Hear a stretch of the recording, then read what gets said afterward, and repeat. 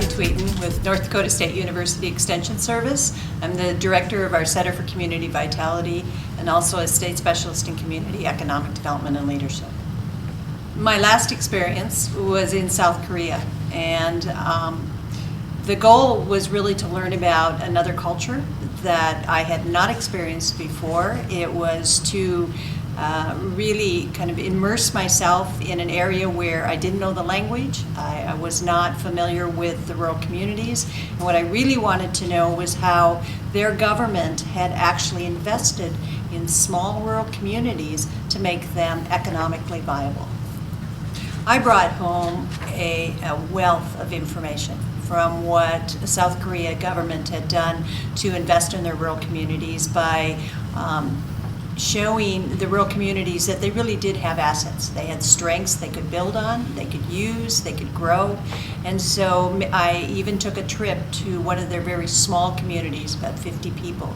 They had some wonderful entrepreneurs there, some beautiful artistic talent, and they expanded that artistic talent by providing children classes. They went from 20 kids coming to their town to learn how to do pottery and create art to 2,000 kids in a summer. And they expanded that to have an adopt a pear tree program for families. And then they put in a fishing area, and they put in a natural grassland piece where people could identify the different plants in the communities. It was just a wonderful way to show a community what they had as far as assets and how they could build on that and use it to create economic wealth in their community. It was very easy for me to take what I learned and to bring that back into my community economic development work in rural communities to show them what a small community in South Korea could do.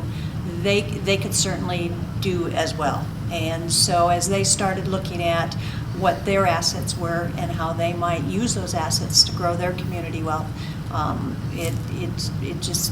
it's very transferable in that kind of way. For me, as an individual, it really provided me with a way, the value for me in that kind of an experience was tremendous growth.